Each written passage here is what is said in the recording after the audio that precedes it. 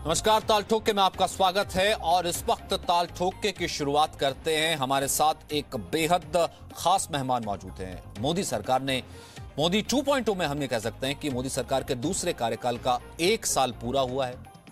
कुल मिलाकर के 6 साल की मोदी सरकार में जो सबसे बड़ा काम हुआ है, कहीं ना कहीं वो हम ऐसा कह सकते हैं कि हिंदू मुसलमानों के बीच की जो खाई है उसको घटाने का, या फिर यूं कहें कि उसको खत्म करने का काम हुआ है। पहले ट्रिपल तलाक की बात करें तो ट्रिपल तलाक से आजादी, मुस्लिम महिलाओं के लिए सबसे बड़ा हक और उन्हें मेन स्ट्रीम में लेकर के आना एक सबसे बड़ी पहल थी। मैं मंदिर विवाद की बात करता हूं तो सेंचुरीज ओल्ड मुद्दा यह चला आ रहा था और ये कहते थे कि कभी यह विवाद खत्म नहीं होगा, हिंदू मुसलमान के बीच एक विवाद है, लेकिन वो विवाद भी खत्म हो जाता है कोर्ट के माध्यम से, सर्वसम्मति से। तो ऐसे में कहीं ना कहीं मोदी कैबिनेट के सबसे बड़े चेहरे के रूप में उभरते हैं, जिन्होंने इस मतभेद को भी और मनभेद को भी, दोनों को बखूबी खत्म किया है। हमारे साथ माइनॉरिटी अफेयर्स मिनिस्टर, अल्पसंख्यक मामलों के मंत्री मुख्तार अब्बास नकवी साहब मौजूद हैं। बहुत बहुत स्वागत है सर आपका। बहुत बहुत धन्यवाद। मुख्तार साहब, सबसे पहले मैं आपसे वही सवाल पूछना चाहता हूं जिससे मैंने शुरुआत की सर। मतभेद और मनभेद बांटने का काम, भले 100 इल्जाम लगते रहे हों, और खुद प्रधानमंत्री जब वो पाती लिखते हैं, चिट्ठी लिखते हैं जनता के नाम, तो उसमें उसका जिक्र भी करते हैं, भले वो 370 हो, ट्रिपल तलाक हो, भले राम मंदिर इशू हो। सर, ये सांप्रदायिकता की राजनीति के छल में छेद करने का काम कैसे किया सर, जिसके आप सबसे बड़े सूत्रधार रहे?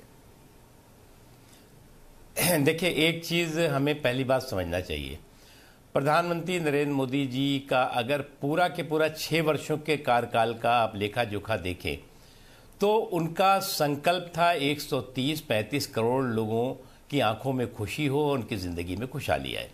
और इसी संकल्प के साथ मोदी जी की जो पहला कार्यकाल था उसमें भी ये काम हुआ, और उसी संकल्प के साथ इन 1 सालों तक काम हुआ। और एक बहुत मशहूर गीत है कि लिहाज आँख का रिश्तों का डर नहीं होता जब एक शख्स के हाथों में घर नहीं होता।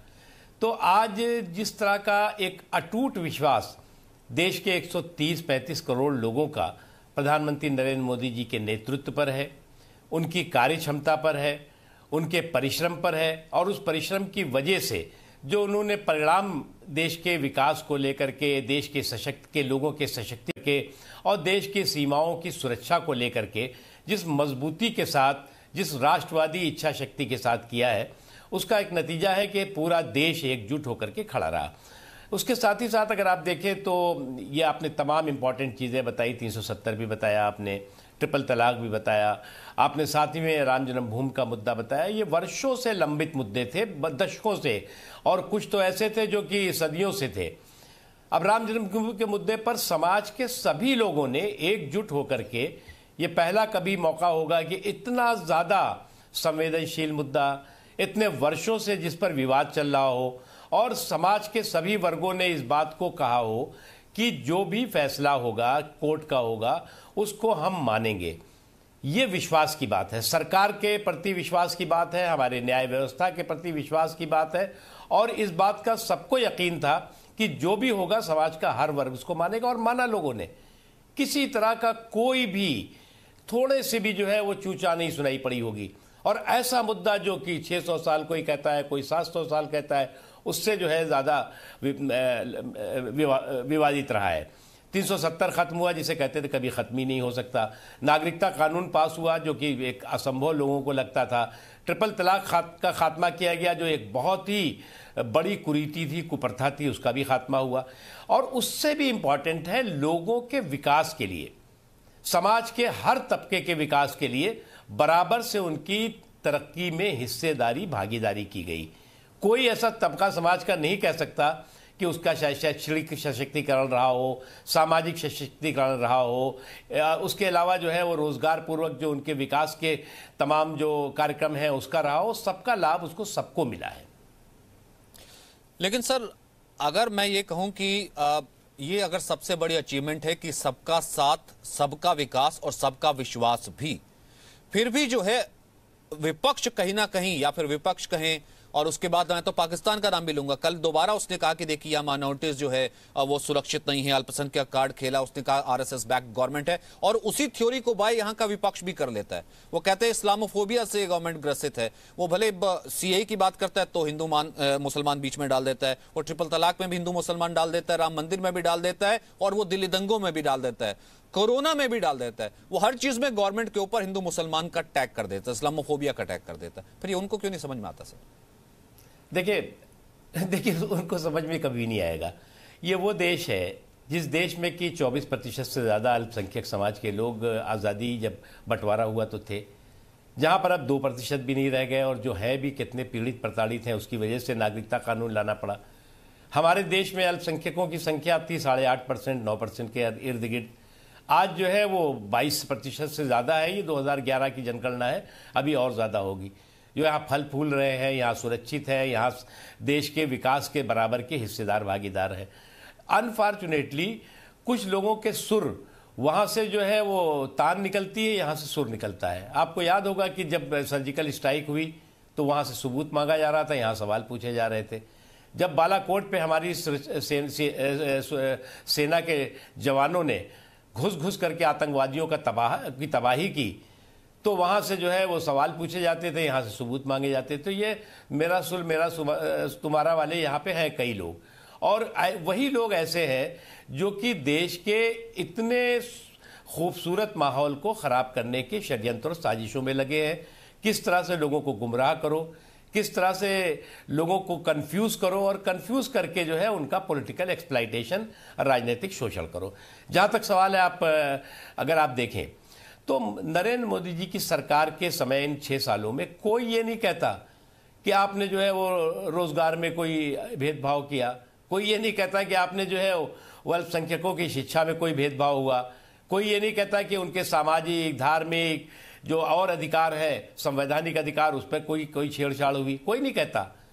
लेकिन एक नया नया शगुफा रोज खड़ा कर देंगे, रोज एक नया नया हंगामा खड़ा करने की कोशिश करेंगे। अब आपको मैं छोटी सी बात बताता हूँ। इतिहास में आज तक इतनी बड़ी संख्या में अल्पसंख्यक समाज और ख़ासतौर से लड़कियों को स्कॉलरशिप नहीं मिली है। लगभग 3.25 करोड़ से ज़्यादा स्कॉलरशिप जो है वो इन 5 सालों में दी गई है, जिसका नतीजा हुआ कि जो 73% 74% ड्रॉप आउट रेट था, वो जो है वो घट करके जो है वो 32% रह गया, जो कि अब 0% कराना होगा। यह है ईमानदार इच्छा शक्ति। जो दस्तकार है, शिल्पकार है, कारीगर है, उन्हें कोई पूछता ही नहीं था। प्रधानमंत्री जी ने कहा नहीं, ये हमारे देश की विरासत है। उन दस्तकारों, उन शिल्पकारों, उन कारीगरों को मौका भी मिलना चाहिए, मार्केट भी मिलना चाहिए, और उनको सम्मान भी मिलना चाहिए। और हुनर हाट के माध्यम से 5 लाख से ज़्यादा दस्तकारों, शिल्पकारों, कारीगरों को मौका दिया गया। स्किल डेवलपमेंट के माध्यम से 10 लाख से ज़्यादा जो है वो रोज़गार के मौके दिए गए। ये तो मैं बता रहा हूँ कि जो हमारी मिनिस्ट्री के, उसके अलावा अगर आप देखें तो जो गरीब हैं, गरीब कमज़ोर तबके हैं, उनको प्रधानमंत्री जी ने घर मुहैया कराए, सरकार ने घर मुहैया कराए। उसमें भी जो है वो जो घर में 2 करोड़ घर दिए गए, उसमें 31% अल्पसंख्यक समाज के लोग थे। उसके अलावा जिन गाँव में बिजली नहीं थी, बिजली जो है वो आज़ादी से लेकर के 75 साल क्रॉस करने वाले हैं, और बिजली वहाँ नहीं थी। उनमें जो सबसे महत्वपूर्ण बात है, 39% वो गांव थे जो अल्पसंख्यक बाहुल गांव थे। जानबूझ करके उनको अंधेरे में रखा गया, वहाँ बिजली पहुँचाई, मोदी जी की सरकार ने पहुँचाई। किसान सम्मान निधि 22 करोड़ लोगों को दी गई। गरीब किसान, कमज़ोर किसान, बड़े किसानों की बात नहीं कर रहे हैं, उनमें भी 30% से ज़्यादा जो है वो अल्पसंख्यक समाज के लोगों को उसका फ़ायदा हुआ। जो सबसे महत्वपूर्ण बात है, मुद्रा योजना। छोटे जो है वो कारोबार, कोई ठेला लगाता है, कोई छोटी दुकान करता है, कोई पंचर कर लगाता है, कुछ करता है, कुछ भी करते हैं छोटे लोग। उनमें 22-24 करोड़ लोगों को जो इसका जो है वो लोन दिया गया, उसमें जो है वो 36% जो है वो अल्पसंख्यक समाज के लोग थे। इसके अलावा जो है वो अभी जो सबसे बड़ी एक योजना हमारी हुई, जो आयुष्मान भारत, जो कि फ्री जो है वो दुनिया की सबसे बड़ी जो है वो हेल्थ गारंटी स्कीम है ये। उसमें बहुत बड़ी तादाद में एक लंबी श्रृंखला है, उज्ज्वला से लेकर के। तो हमारा ये कहना है कि आज ये लोग जो लोग भारत बैशिंग ब्रिगेड है, वो ये तो नहीं कह सकती कि साहब विकास में कोई भेदभाव हो रहा है, ये नहीं कह सकती कि साहब वो तरक्की के हिस्सेदार भागीदार नहीं हो रहे हैं। उन्हें मालूम है कि जब मोदी जी आए थे तो केंद्र सरकार की नौकरियों में 4% अल्पसंख्यक, 4.5% अल्पसंख्यकों की भागीदारी थी, आज 10% हो गई। उन्हें यह भी मालूम है कि जो सिविल सर्विसेज होती हैं, जो एडमिनिस्ट्रेटिव सर्विसेज होती हैं, उसमें इतना बड़ा जंप हुआ है इन पिछले 3-4 सालों में जितना कभी हुआ ही नहीं हुआ। क्योंकि ऐसा नहीं कहते कि उनको अब काबिलियत नहीं थी, काबिलियत थी, लेकिन उस मोदी जी की सरकार में उस काबिलियत को की कद्र की गई, बिना भेदभाव के उनके जो है वो जो योग्यता है उस योग्यता का सम्मान किया गया, बिना तासुब के उनको जो है वो तरक्की का हिस्सेदार भागीदार बनाया गया। ये एक लंबी श्रृंखला है। अब उन्होंने इस्लामोफोबिया, ये फोबिया, वो फोबिया, तो ये जो पूरे के पूरे जो है वो साजिशी सिंडिकेट है, उसको लगता है कि अब उसके पास कुछ कहने के लिए रह नहीं गया है, इसलिए वो इस तरह के फेक फैब्रिकेटेड कहानी किस्से करते हैं जिसे कोई न समझने वाला है न उसको स्वीकार करने वाला है। अभी लेटेस्ट एग्जांपल अगर मैं आपको दूं तो कहा गया कि देखिए कोरोना जो है, भले वो दिल्ली सरकार को कहा गया या फिर केंद्र सरकार को कहा गया कि वक्त रहते संभल जाते तो ठीक होता, वक्त रहते नहीं संभले, इसलिए कहीं ना कहीं जमात का बहाना बनाया गया, और क्योंकि बहुत आसान होता है मुसलमानों को टारगेट कर लेना, और मुसलमानों के नाम पर कोरोना भी बेच दिया। अच्छा, आप ये बताइए, ये कोरोना जो है वो पूछ के किसी को लग रहा था क्या कि तुम मुसलमान हो कि हिंदू हो कि सिख हो कि ईसाई हो, तुम अमेरिकन हो कि जापानी हो कि चाइनीज़ हो कि ऑस्ट्रेलियन हो कि अफ्रीकन हो या हिंदुस्तानी हो? अगर जो है वो पूरे दुनिया को जो है वो ये कोरोना की एक चुनौती है, तो ये हिंदुस्तान में भी आई, और हिंदुस्तान के लोग सौभाग्यशाली हैं, मैं कहूँगा, कि नरेंद्र मोदी जी जैसा एक योद्धा, एक संकट मोचक नेतृत्व हमारे सामने है। जिस वक्त जो है कोरोना के बारे में केवल चर्चा हो रही थी कि साहब ये कोरोना जो है वो क्या है, इसका वास्तविकता क्या है, इसमें कुछ सच्चाई है भी कि नहीं है, ये सारी की सारी चर्चाएं हो रही थी। उस वक्त जो है वो जनवरी में ही प्रधानमंत्री नरेंद्र मोदी जी ने सारी तैयारियां भी पूरी की थी, उसके ब्लूप्रिंट भी बनाए थे।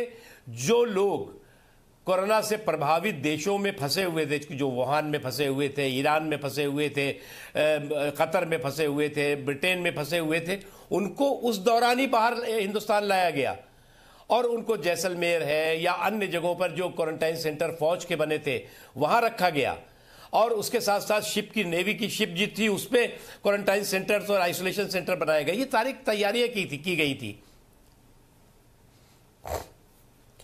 लेकिन सर आपको क्या लगता है कि जमात, ये जो पूरा इंसिडेंट सामने आया, इसने कितना नाम खराब किया मुसलमानों का, या फिर इसने कितना नाम किया? क्योंकि वो तो एक सेक्शन था, चाहे वो मौलाना साद रहा, उसके ऊपर जांच चल रही है, लेकिन वो एक सेक्शन था, और जो है बात कहीं ना कहीं पूरी जमात तक पहुंच गई। आपको लगता है उसने बहुत नुकसान पहुंचाया? कम से कम देखिए, मैं मानता हूं, हाँ, देखिए, जमात कहने में कोई गुरेज नहीं है कि जमात का जो गुनाह है उसने जो है वो बहुत बड़ा नुकसान पहुंचाया। उन्होंने कोरोना कैरियर के रूप में पूरे देश में घूम घूम करके कोरोना को फैलाने में बहुत बड़ा पाप किया है। इसको जो है जमात को मुसलमानों से कतई मत जोड़ना चाहिए, और ना जोड़ने की ज़रूरत है।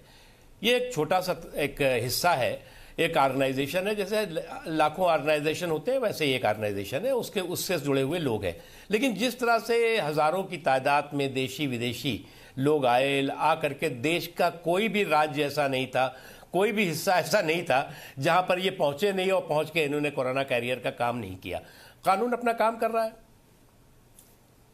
सर, भले अब यूं कहें कि अगर मैं थोड़ा सा पीछे लेकर के जाऊं, लगातार आप कहते हैं कि आप रिफॉर्म्स के लिए काम कर रहे हैं 6 साल, तो मैंने तो वो क्या कहते हैं वो चिट्ठा भी दिया, और वो मैं लेकर के भी बैठा, भले इसमें ट्रिपल तलाक हो, राम मंदिर हो, और उससे पहले तमाम चीज़ें जो आपने की हो, आपने अपनी योजनाएं भी गिनाई, लेकिन विपक्ष लगातार इस नैरेटिव को लेकर के आगे बढ़ता है। भले वो शाहीन बाग में सीए के प्रोटेस्टों की नहीं, सरकार मुस्लिम विरोधी है, भले यहाँ पर 370 का हटाना हो, भले उसके बाद दिल्ली दंगे तक की बात हो, तब भी उन्होंने कहा कि नहीं, ये तो मुसलमानों को ही टारगेट किया गया था। और तमाम नेता आपने देखा कि वहां जाकर के कौन कौन थे वो जो स्टेज शेयर करते हैं, मुझे नाम लेने की जरूरत नहीं है।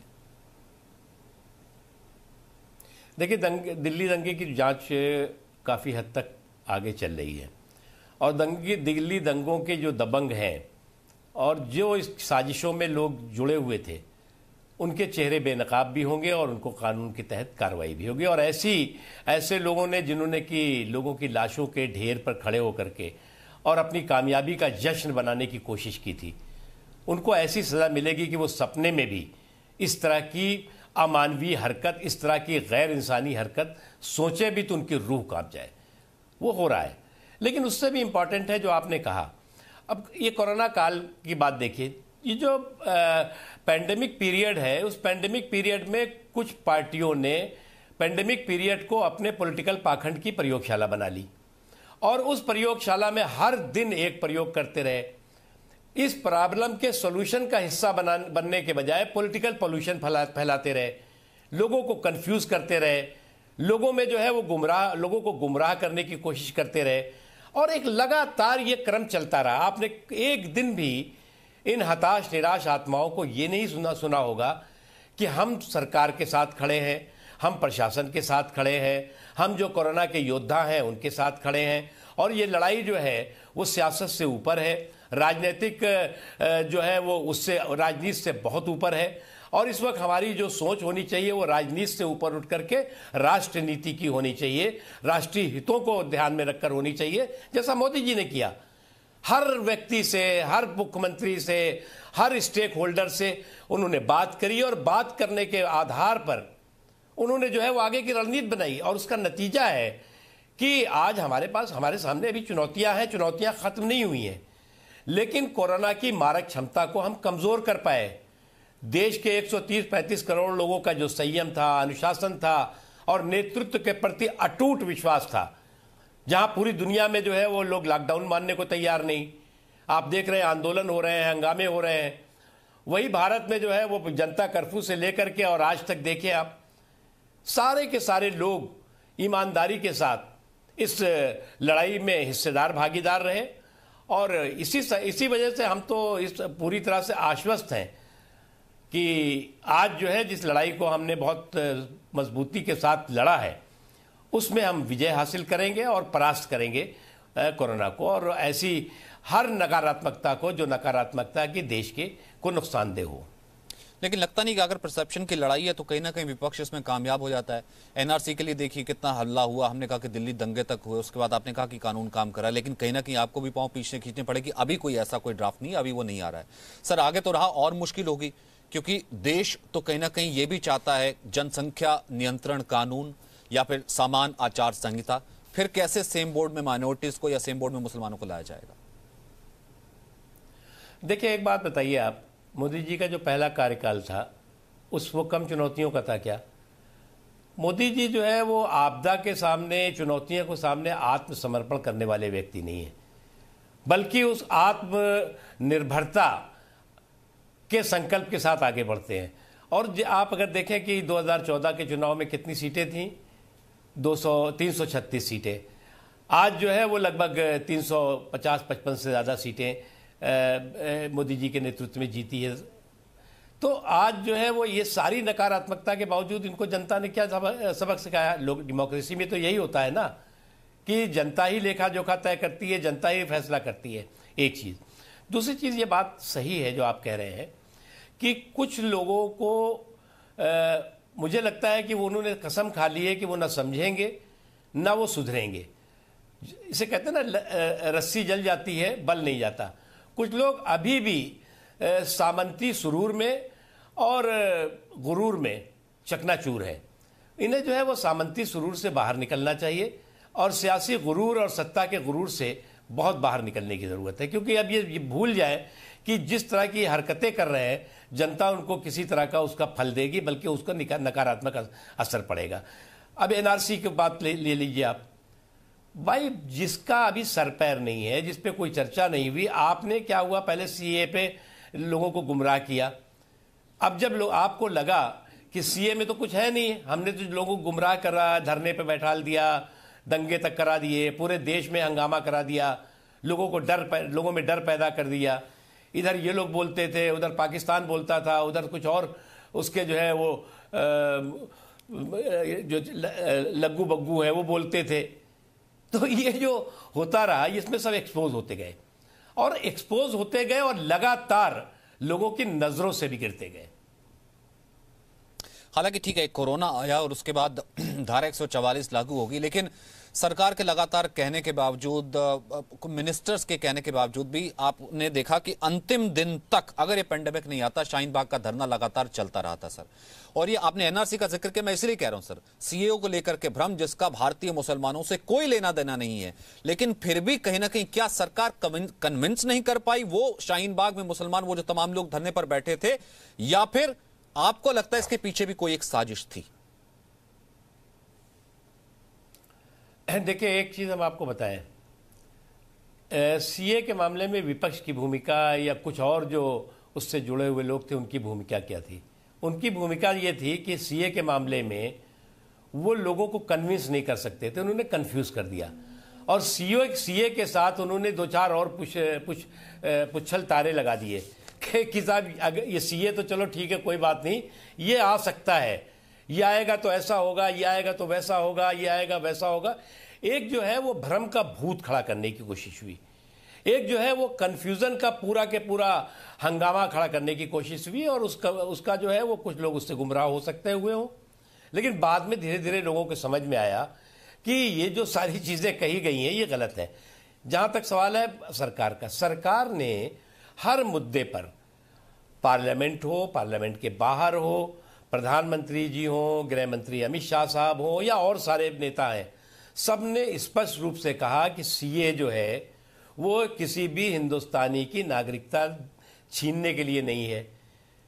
वो जो है वो जो प्रताड़ित पीड़ित 3 देशों के नागरिक हैं उनके लिए है। बताया भी गया कि ऐसा नहीं है कि नागरिकता कानून 1955 में बना था, उसके बाद बहुत से संशोधन कई बार हुए हैं और इसी कांग्रेस पार्टी ने संशोधन किए हैं, चाहे वो श्रीलंका का रहा हो या युगांडा और कई जगहों का रहा हो। तो इसलिए जो है वो इन लोगों को खुद जो है वो बेनकाब हुए, एक्सपोज हुए। तभी मैंने पूछा ना, कोई साजिश थी क्या शाहीन बाग में? जैसे ही लगता था कि उठने लगते या तो महिलाएं आगे आ जाती थी या फिर वहां ने देखा कि बच्चे आगे आ जाते थे, और एक खास वर्ग जो है उन्हीं की ही एंट्री अलाउड थी, ट्रैफिक बंद कर दिया गया। जैसे लगता कि वो खत्म होने वाला है, कोई ना कोई विपक्ष का नेता वहां पर, आपने देखा है मणिशंकर अय्यर से लेकर के तमाम लोग पहुंच जाते थे। देखिए, जो महिलाएं थीं वो ना हम उन्हें राजद्रोही समझते हैं, ना उनकी सोच देश के खिलाफ थी, लेकिन उनको गुमराह किया गया और गुमराह करके कुछ लोगों ने अपने सियासी फायदे के लिए, राजनीतिक फायदे के लिए, एक कुछ ऐसी ताकतें थी जिनका कि देश विरोधी एजेंडा था। 2, उन्होंने जो है वो उन महिलाओं को, उन बहनों को, उन लोगों को जो है वो एक ऐसी जगह बैठाल दिया जहां पर कि एंट्री गेट तो था, एग्जिट गेट नहीं था। और उसका बाद उनका खूब बेदर्दी और बेशर्मी के साथ पॉलिटिकल एक्सप्लॉइटेशन होता रहा। हर दिन कोई ना कोई जो है वहाँ आकर के प्रवचन करता था, भाषण करता था और लोगों को गुमराह करता था। ये सारी चीज़ें थी, वो जांच हो रही है और उस जांच में सारी चीज़ें सामने आपको आएंगी और कौन सी ताकतें थीं जो इन्होंने ये कराया और उसके बाद दंगा कराया, वो सब के सब दूध का दूध पानी का पानी होगा। सर, कहीं ना कहीं विपक्ष, और खासतौर से मैं तो नाम लेना चाहता हूं, राहुल गांधी एक वीडियो बना करके, पहले खुद मिले मजदूरों से बात की, फिर उसके बाद एक वीडियो बना करके डाला, एक फिल्म दिखाई, पूरी दुनिया को फिल्म दिखाई कैसे मजदूर मर रहे हैं। वो ट्रैक भी दिखाया, देखिए महाराष्ट्र में ट्रैक पर रोटी पड़ी थी, वो मर गए। 1 साल पूरा हो गया मोदी सरकार का, मोदी सरकार 1 साल का जश्न मना रही है। राहुल कह रहे हैं कि यहां पर माइग्रेंट्स और मजदूर मर रहे हैं, लॉकडाउन फेलियर है। देखिए, एक बात है आपको, इन लोगों ने पूरे इस कोरोना के कहर के समय, कोरोना काल में बहुत ही गैर जिम्मेदारी का व्यवहार किया।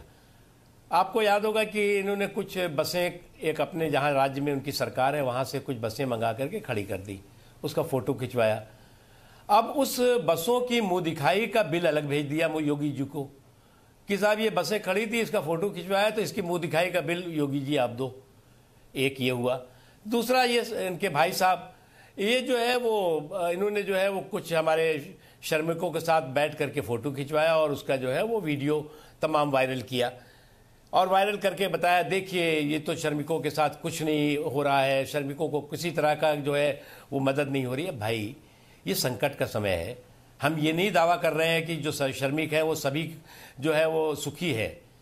ये एक संकट का समय है, सभी लोग परेशान हैं और उनकी परेशानी के समाधान की दिशा में सरकार मुस्तैदी के साथ पुख्ता तरीके से काम कर रही है। हमारी 2 प्राथमिकता मोदी जी की रही। एक तो कोरोना से प्रभावित कम से कम लोग हों, उससे मौतें जो है वो ना हो तो बहुत अच्छा है और कम से कम हो पाए, और दूसरा किसी की भूख से मौत ना हो, क्योंकि ये बहुत संकट का समय था। अब 80 करोड़ लोगों को अगर हम राशन पहुंचा रहे हैं इसी दौरान, तो ये सामान्य सी घटना नहीं है। 41 करोड़ लोगों को अगर हम उनके खातों में पैसे पहुंचाए जा रहे हैं इसी संकट के समय में, तो ये सामान्य सी घटना नहीं है। 16,000 करोड़ राज्यों को भेजे जा रहे हैं इस आपदा के समय में कि आप वहां पर जो है वो जो श्रमिक है, जो मजदूर हैं, जो गरीब हैं, जो किसान हैं, उनको जो है उनकी मदद करिए, उनके लिए क्वारंटाइन सेंटर बनाइए, आइसोलेशन सेंटर बनाइए। तो ये कोई सामान्य सी घटना नहीं है। तमाम पैकेजेस दिए गए इसी दौरान। तो ये जो तमाम चीजें हैं एक ईमानदारी के साथ, मजबूती के साथ नरेंद्र मोदी जी करते रहे। इन्होंने जो है बेईमानी के साथ क्या काम किया? इन्होंने बेईमानी के साथ किया कि संकट के समाधान का हिस्सा बनने के बजाय सियासी घमासान का किस्सा बन गए ये। अब संकट के समाधान का हिस्सा बनते तो इनका सम्मान होता, लेकिन ये सियासी घमासान का किस्सा बन गए और ये इतिहास में दर्ज हो गए। मुख्तार अब्बास नकवी जी, बहुत बहुत शुक्रिया। आपने तमाम मुद्दों पर, भले वो अल्पसंख्यक मामलों की पॉलिटिक्स हो, सुधार हुए हों, से लेकर के विपक्षी राजनीति तक हर मामले पर बात की, और उम्मीद करता हूं कि आगे भी आप हमसे ऐसे जुड़ते रहेंगे। बहुत बहुत शुक्रिया sir, thank you. No signal, no worry. Presenting Z News app with live TV, latest updates and expert opinion. Available on Google Play and App Store. Download it now.